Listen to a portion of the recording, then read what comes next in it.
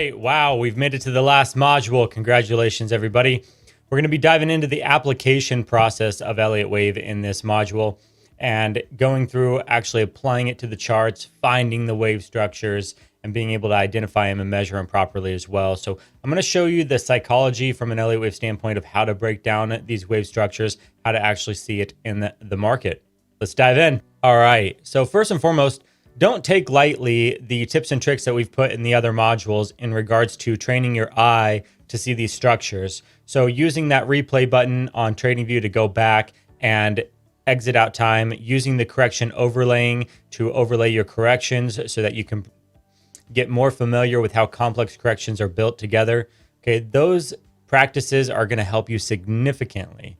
So much, because corrections are the hardest part to actually breaking down wave structures and breaking them down correctly as well. Now, I'm going to put in some more tips and tricks in this module as well to help simplify the process until you can train your eye to actually see these structures better. But that's going to come through practice, and it's going to come through a lot of practice. So it's not something that you're going to pick up just instantaneously like that.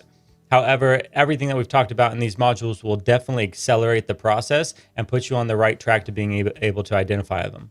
One of those things is the last module that we talked about where we did the systematic approach. Elliott Wave is a fractal, and it works in time frames as well because you can see the subwaves as you go down into smaller and smaller time frames. So using a systematic approach, it's really important to follow the same time frame sequence. So in other words, from a monthly to a weekly to a daily, a 4-hour and a 15-minute, using whatever structure you decide to use or sequence, consistently get familiar with it. Okay, build a relationship of what the wave structures look like on a 15-minute time frame and how they fall into the fractal on a 4-hour. Okay, so that's really important to be able to use the same time frames. Keep that in mind as we go forward here. Now, it is much easier to chart on a higher time frame, to see the wave structures and so forth. And so we're going to be starting out on a 4-hour, and we're going to look, and I'm going to give a couple of tips and tricks on how to just identify impulses first. So we talked about identifying the peaks and the valleys in the third module. And so by being able to do that, what you're looking for is 5 wave structures. And that's going to be basically where you have 3 higher highs and 2 higher lows. And so you can see like here, here, and here, that could be considered a 5-wave structure. We've got a low here and a peak here as well. Okay. And what you're going to get used to as you go down into time frames too is not counting these ones here, because this is the bigger move that is in relation to your time frame that you're on. Okay, so let's try another one over here too as well. So again, we're just looking for 5-wave structures. Okay, notice the difference between like this move here is very just 3 waves. This move here, very just 3 waves. We're not getting any sort of a continuation like that. Okay. But on the bigger scale here, we're getting 1, 2, 3, 4, 5. So by just taking the paintbrush and just drawing the wave structure, just identifying where you're actually getting 5 full waves where you've got 3 different peaks and 2 different valleys is going to make it a lot simpler on you. So even just go through and circle the 5 wave structures anywhere you see 5 wave structures at. So, or anything that looks really aggressive, you can dive into that on a smaller time frame and see 5-wave structures. It's going to be much easier to see 5 waves on smaller time frames because they occur a lot more frequently than if you're looking on a bigger time frame. But the bigger wave structure, it keeps it a lot more clean. Like you can see this 3-wave structure here very clearly. Right there, okay? You can see a 3-wave structure back up very clearly. Okay, if this was going to be a 5-wave structure, it would have pulled back and done another high, but it never did. Okay, this one here too, this is very clear 3 waves right there. Inside of this wave here, very clear 3 waves. Okay, we're not seeing any sort of impulse. This move here, this looks impulsive, right? So this looks like an impulse wave. It looks like it's coming down very aggressively. Okay. Maybe to you, it looks like 3 waves. Maybe you're only seeing it like this. Okay. That's fine. Just get used to identifying it first. And then we're going to go in with the Fibonacci extensions and the retracements. And then we're going to measure everything. So if this looks like, 3 waves to you, we could measure this move like that and say, hey, this hit a 1.618. This could be impulsive. We need to go look at the subwave of that and see, do we have 5 waves up here or do we only have 3? Okay. Same with, back here as well. Again, you're using the pivots, the highs and the lows and the highs, 3 to pivot from. So here, here, and here, back up to measure this leg here. Again, we hit a 1-to-1. Okay, so measuring out correctively. Oh, we can zoom out. We can come back here. And we can look for 5-wave structures. Where do we see 5-wave structures at here? Well, I definitely see, we've got one peak here. Maybe we got another peak here, and one here too. Okay, all the way to the top up here. Another peak up here. Okay, so one note that I want to make when it comes to impulses too is that because the third wave is the largest wave, it will typically show its subwaves a lot easier than waves 1 and 5. So it's really obvious to identify the third wave than it is to identify the waves 1 and 5, because the third wave is the most impulsive. So this is a really great example of that, where the count for this here would be a wave 1 off the bottom, a 2, and then the third wave is showing its subwaves very clearly. 1, 2, 3, 4, 5. Okay. And so, when you're first starting out, you're probably going to measure right up to there, come back for a 4th, and then up for a 5th. That would be a pretty accurate count. Now, you would need to dive in and check the subwaves here and check out these corrections here too, because this could be a running flat, an expanded flat. Okay. Remember that expanded flats have divergence just like a 3rd and a 5th do. Okay. And you're going to use the fibs and the RSI to help determine these counts. So on a larger time frame, like a 4-hour, it's easier to identify these potential waves. And then you need to go down to a smaller time frame and confirm them. And that's where things can start to get a little bit more advanced. And so you want to train your eye with the higher time frames first, and then you want to use the same time frame fractal to where you go down in the same sequence. Okay, so for me, I never mess around with, say, the 1 hour. I just do the 4-hour and the 15-minute, because I know how many waves need to form on a 15-minute time frame to equal 1 wave on a 4-hour time frame. Okay, and that's the fractal aspect and the relationship that you need to get familiar with and train your eye to. And if you're going in and out of different time frames down to the 5-minute and then the 1 hour, the 30-minute, the 45-minute, the 22-minute, yeah, you're just going to complicate yourself, and you're not going to see a relationship between any of them. And so what's going to happen is you're going to mistake smaller waves for bigger waves, and you're going to think that, bigger waves are done when they're just beginning. Okay, so it's really important that you use the same time sequence in regards to that. So that's the easiest way to try and identify the 5 waves is just look for the 3 peaks and the 2 valleys. You've got a total of 5, right? Circle them, and then we can dive into them. So in regards to this move here, we're going to say that this is also contracting in price. We know that leading diagonals or ending diagonals do that. I don't see anything prior to it for it to be ending. So the most basic concept is going to be that this is a new low right here. And so this would be a leading diagonal. Now a leading diagonal needs to be a 5-3-5-3-5 structure, and we see a clear 3 waves here. Okay, so either we're dealing with something else that just looks like an ascending wedge, maybe a WXY would be a really good one since we started off with 3 waves here. Okay, we've got a 3-wave pullback here. Now this, you might be able to make 5 waves out of it, but if you just look at the natural flow of it and you just follow the curve like this, it looks more like a 3-wave. Okay, this here kind of looks pretty impulsive right there, so we're going to dive into that as well. But what we're taking away from this on the higher time frames is just the peaks and the valleys here. Okay, the fact that we've got a 5-wave structure here is contracting in price, so we're narrowing down the options. We're probably dealing with a leading or an ending diagonal. Okay, and so then we dive into the actual counts of it. I'm going to do just a portion of it because otherwise it will take way too long to try and break down all of it. And the deeper you go into the time frames, the more in depth it's going to get, and the more complex it's going to get. However, once you get really good at it, you'll become very accurate by looking at the subwave counts. The smallest waves will tell you whether or not you're actually reading the proper structure. So let's just go ahead and we're going to dive into this top up here. Just this last little bit. This is going to be a correction here. So remember, correction overlaying, we're dealing with flats, ABCs, zigzags, WXYs, triangles. Okay. So, and I'm going to show you a few tricks on the easiest way to piece together corrections. All right, let's go down to a 15-minute here. We're going to snap right into the center here. Okay, so all of this here is corrective. And this is a pretty complex structure right here. So we need to break down and figure out when does it end, most likely, or are we going to continue a trend, or are we going to correct back towards the downside? Are we reversing? Okay. So what I'm looking for first and foremost when I look for corrections are flats. They're the easiest to identify typically. They're one-to-one extensions. They're pretty, they retrace about 80-90%. So all those characteristics and guidelines on the PDFs, those are going to help you, eliminate these options here. So I usually start off with a paintbrush just to identify where these moves are at. So that move right there, okay, just a 3-wave move.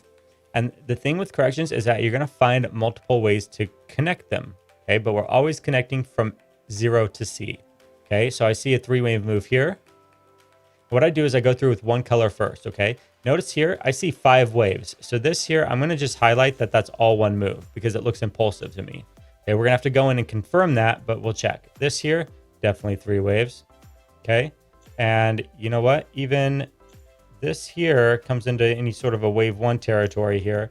So this is going to have to be some sort of a diagonal ending since we've got an impulse leading up to it. So obviously the trend is up right now. Okay. So trend is up. So anytime I start to see corrective movement that is pushing upwards, I'm thinking ending diagonal of some sort, expanding or contracting.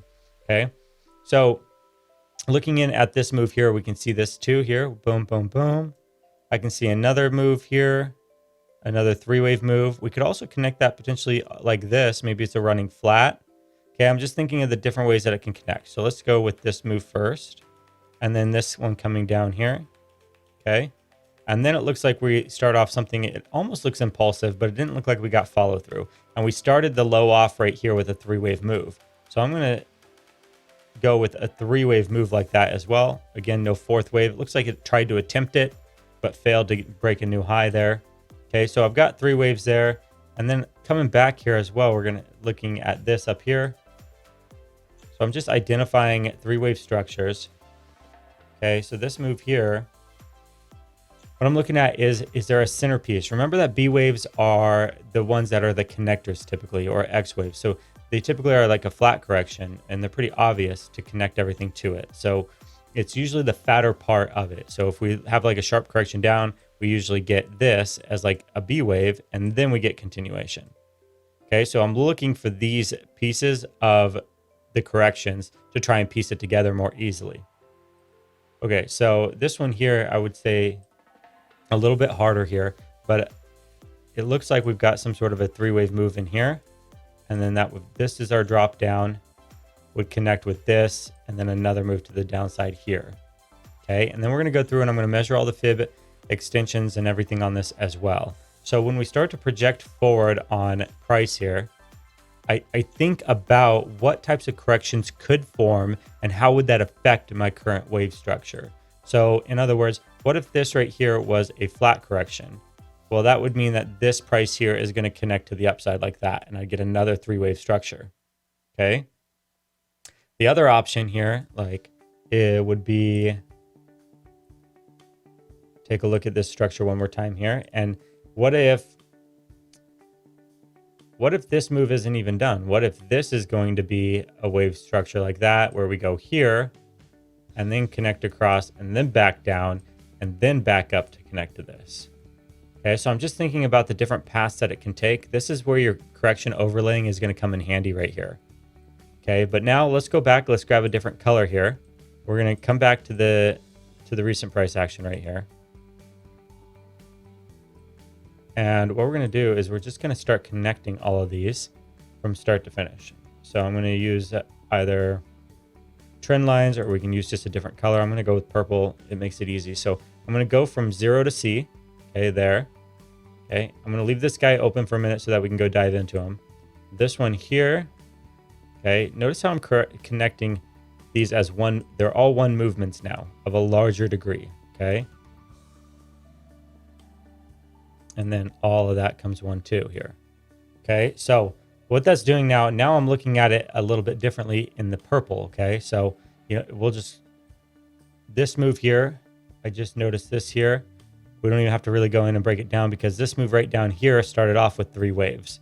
So this is going to be a complex correction like a WXY. We'll probably have an A, B, and a C here because we've got 5 waves here, okay, for a C wave. And then I probably see another 3 waves here so a W, X, and then a Y. Okay, so it's going to be a 3 wave as well. So we're going to connect that up like there. Okay, so now I'm looking at this and I'm thinking, how can these purple ones piece together? Can we have, and we can use a different color for this, of a larger degree even. So let's go with yellow. Maybe we could piece together like this.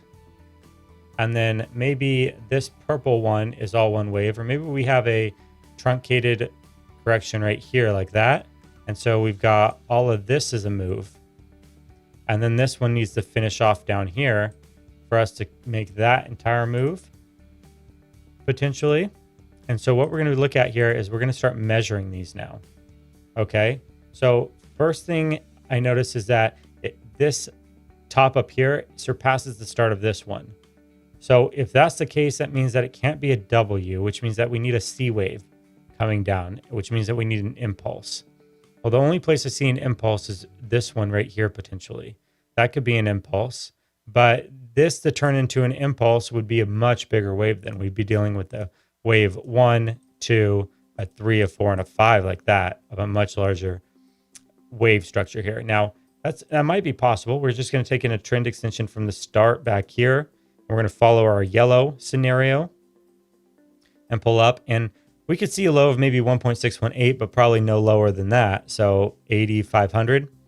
So if we're going to have an impulse wave for a C wave that came down to there, it would most likely come at this sort of an angle. And we could take the trend extensions of wave 1, 2, 0, 1, and 2 and project out where the third would hit too. So maybe it would come down somewhere around here to 1.382, bounce up, and then get follow through down to the 1.618.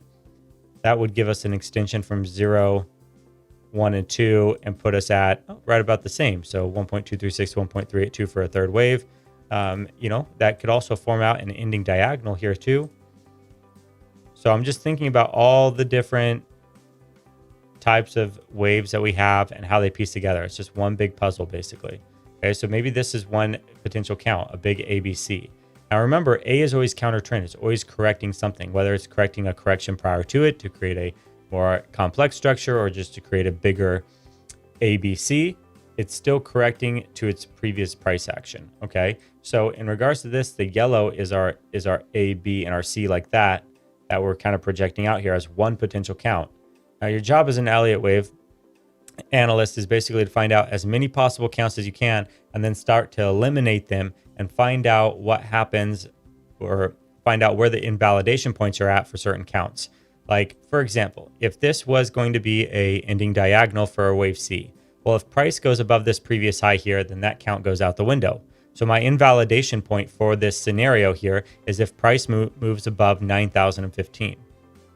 Okay, so if I wanted to take a trade in order to capitalize on this swing to the downside, because this is the count I felt was the most accurate, then I would look for a short entry here, and I'd look for my stop loss to be placed above the invalidation point. So if my count goes out the window, if we pass over 9,015, I'm going to put my stop loss there.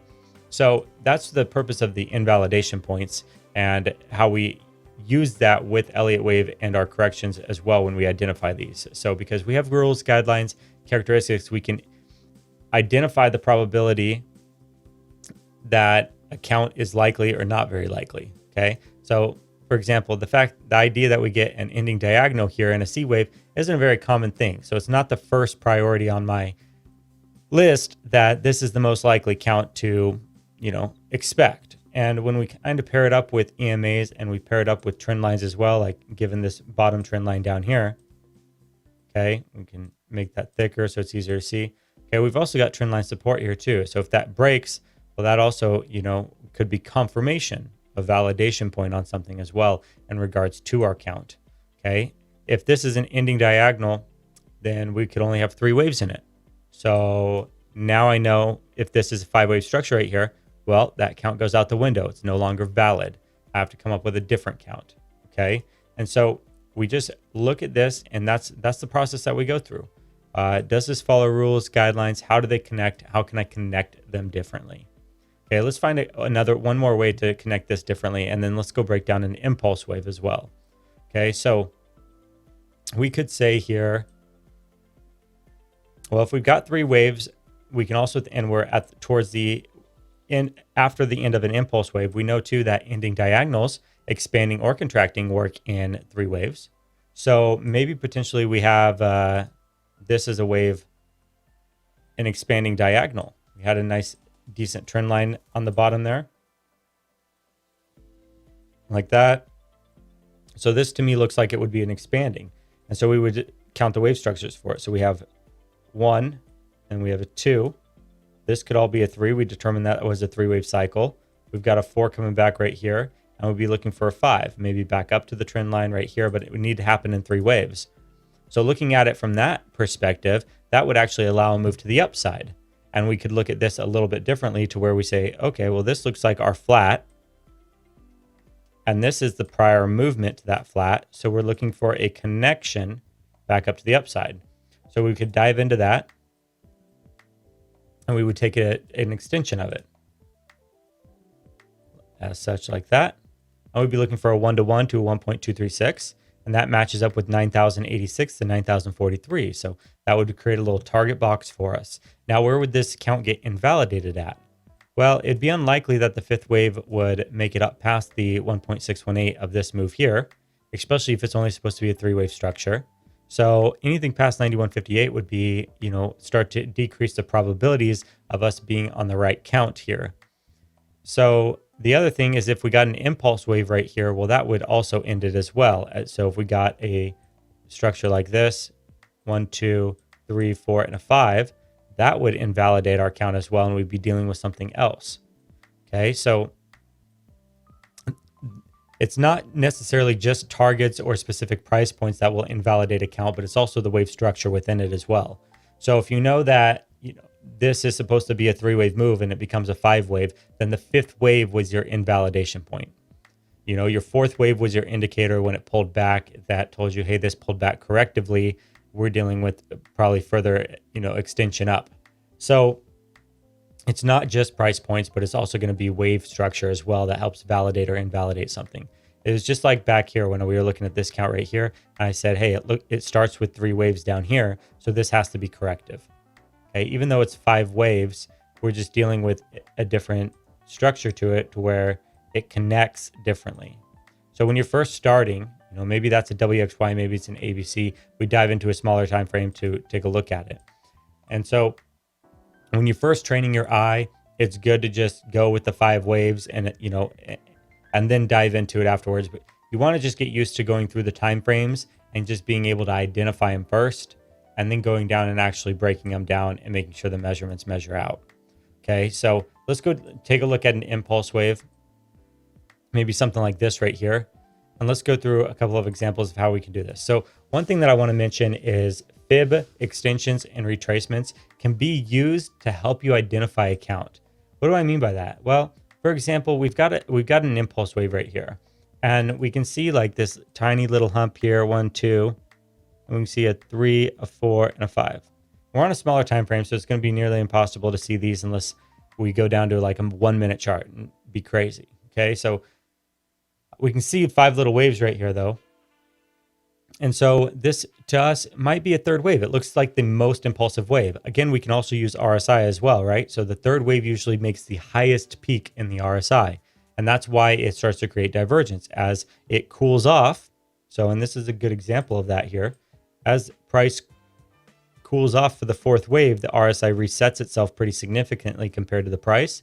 And notice that we make a new high here, but the RSI failed to make a new high, and we create that divergence. So that right there helps us identify the 3rd and the 5th wave as well. But keep in mind that the expanded flats also create that same divergence. So we want to make sure that this isn't a B wave and that it's actually a 5th wave. Okay. So in this case, though, we have ourselves a 5-wave structure here. We have divergence between the 3rd and the 5th to help us identify that we have the right count. Okay. We can also take a little extension down here as well. And we hit a 3.236 for the 3rd wave. So definitely got overextended at the 2.618, right? And so when that happens, sometimes we can actually drag our pivot points for our tool back a little bit and just make sure that we're actually pulling from the right spots. So in other words, if we take this count here and we put it where we think our wave one is like this. So maybe we think wave one's like right there, but that's just really overextended. It doesn't make a lot of sense. It's not matching up with a whole lot of extensions. We can take this point, we can pull it back and we say, well, what does match up better? Okay, well, this matches up pretty good. Could my wave one start there? And then you dive in and you just double check it. And you come down here, you say, well, you know what? The fourth wave's overlapping the one, but this could be a leading diagonal. Okay, so yes, that is a wave one, or no, it's not a wave one, is the conclusion that you come to by diving into it there. Okay, so if we have a 5-wave structure right there and we feel confident about the extensions for it, the next thing we can do is pull the retracements to check the fourth wave. So remember that we always pull from 2 to 3. Okay, in this case here, notice that it doesn't line up like overly well. So, and what I mean by it doesn't line up overly well is that we didn't react to the 0.236 fib level very precisely. We kind of came right underneath it a little bit. We didn't hit the 382. And so what that would do is it would trigger a little, alarm in my head that says, am I pulling my pivots from the right spot? Am I recording the right third wave? Okay. And so you can actually take your pivots and maybe move them down, to to where it does line up. And then ask yourself, okay, so the fibs match up better with this being a third wave when I pull from here. Well, could my wave one start from here? Could the leading diagonal start from back here and be a 1, 2, 3, 4, 5? Leading diagonal, does the wave 3 surpass the start of wave 1, etc.? Ask yourself those questions, but you're basically reverse engineering the fib pivots in order to find the best count. So let's do another example back here as well in the same area here. So we've got more upside. So obviously there's another move going on here. So maybe this is all a one wave and it's all a third wave. Okay. So this is going to be a 3. So all of this is one move. I'm going to change color on this. Okay. So all one move, which means that this would be a fourth wave and we'd be dealing with some sort of a fifth wave up there. So now we need to go and we need to break down this fifth wave count here. And because of this dip here, back down into this territory here, it told me that this is corrective. So our fifth wave here is ending off correctively. So it's most likely going to be some sort of an expanding diagonal. So I would look at this and I would take a look at maybe some of the trend lines to it to help me define where the count is actually at. So maybe we could go here, maybe we break that, and this is the end of our fifth wave. So I would look at this and say, grab our impulse tool. I'd be like, do I pull the one here? Is the one here? So 1, 2, 3, 4, and a 5. Okay, that kind of the fifth wave comes into the median of the channel there. That seems pretty realistic.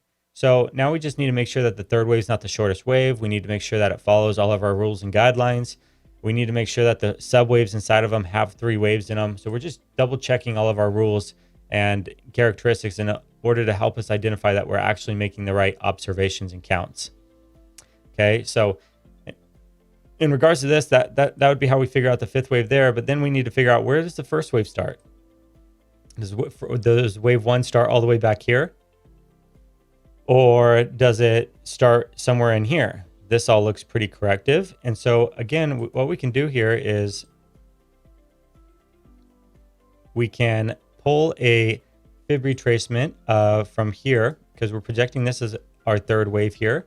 Okay, and we can say, okay, you know what? We came back to the 0.236. We respected that fib line for a fourth wave right there. That matches up pretty good. Okay, and then we can look back here and we need to find an extension now from our high or our low. So here's our low. So we can pull from there and then we can pick any one of these tops here, probably this first one back here, and then look and say, okay, you know what? We got into this is pretty close into a third wave extension. We hit 1.618 right here, and then the 2.236 for the fifth. That seems pretty decent. And then up here is where we get our fifth and final leg. So that would tell me, like, okay, so maybe our larger count is going to be wave 1, 2, 3, 4, and a 5, like that. Okay, so I'm going to change that color. We can change the setting on it here too. We can go and get the right degree as well. Put it in minute. That way it's just showing that it's a larger degree. Okay, and the PDF will have the cycles for you as well on there. If you want to be more technical when you're putting together your charts and show the actual degree of your wave cycles, depending on what time frame you're on, it'll have an explanation to walk you through on that as well. So now we've got ourselves a 1, 2, 3, 4, 5 structure. We've got fib extensions that match up pretty decent for it. It's not absolutely perfect, but it's pretty decent.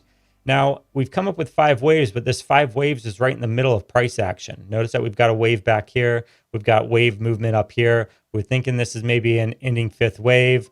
Okay, so with that being said, now what we're looking at here is we've created some structure for us. We've got a full completed structure here. We've got one up here. That just leaves us with this guy back here, basically. And so now we're looking at, well, maybe this is just going to be a wave, 1, a 2, a 3, a 4, and a 5. And we can change that color. Let's go purple. We can change the degree on it as well. Maybe just make it a bigger one. Okay, so with that being said, we want to go in, we want to check wave 1 now. Okay, we want to make sure that wave 1 actually has 5 waves in it. That's an impulse wave. Okay, we would want to make sure that we did the same thing here with the yellow in order to be a lot more accurate. So, you'll find plenty of people that just consider that wave 1 and call it good and don't dive in to double check it, and I can understand that due to time constraints or this or that. But if you want to have a more accurate count, you're going to dive into it and double check yourself. So, and same thing goes here. For this purple count here from 2 to 3, we should be pulling a fib retracement as well from wave 2 up to wave 3 here, and making sure that the wave 4 comes back to a typical wave 4 area, which in this case, 0.382, very typical for a wave 4. And this is very realistic. Okay, that's a good realistic expectation here for having a proper count. So the other thing we can do too, double check too, is the extension of wave 1. So grab a trend-based extension and go from 0, 1, and 2. And notice that we hit 1.618 perfectly to the T. So now that helps give us even more, credibility that this is the right count. So in justification. So now we're looking at this 5th wave. We say, well, typically the 5th wave will hit a 2.236, but if it's an ending diagonal here, then we're probably dealing with some truncation. So we're going to pull our pivots instead from 0, 3, and 4, like we learned in Module 3, like this. And we're going to be targeting maybe the 0.382 instead. And that's going to fall right in at $9,060 as well. So now we've got a very accurate count of this wave cycle here. And now we have an expectation too. If we're coming up at the end of a 5-wave structure here, we have a good target for the 5th wave. Now we're looking for like a fib retracement of this entire 5-wave structure. And we want to make sure that we're zoomed out and we know what the structure behind us is as well. Notice that we have another wave here. We've got more waves back here. Until we get to our previous low, which is back here, we want to make sure that we're counting all of this so that we know what the larger degree is. So we did all of that breakdown on a 15-minute. And we can zoom out back out to a 4-hour and we can say, look, we found a 5-wave structure here. And we are assuming when we first started counting these on the 4-hour that they were 3-wave structures. And because when we dove into this, when we found a 5, we know that we need to go back and we need to dive into these on a smaller time frame now and justify whether these can be 5-wave structures or not too. Okay, so that's where it all kind of ties in together. And by doing that, you can go through the process of elimination to find the most accurate counts and probabilities, and then also look at the validation and invalidation points as well. Okay, so for, one example would be this impulse wave here. If this started retracing into wave 1 territory, well, then we know we were dealing with a 3-wave structure here instead of a potential 4th wave and a 5th. Okay, so we would have labeled this ABC. We would have had it validated that when we came into wave 1 territory, we may have had the option on there that this is an expanding diagonal if we came into wave 1 territory here and maybe wave 2 was over here. Okay, we could look at it differently, but we have to know and memorize all of those guidelines and rules. So the PDF sheet is your friend. Make sure that you're using all the tips and practices, taking the quizzes for better retention on everything that you need to memorize, and then coming back over and going through this application video to see how you can actually break down the structures and where to start from. And then of course, come over to the YouTube channel as well, so you can see the application process of it as well, and other future educational videos as well that I throw up.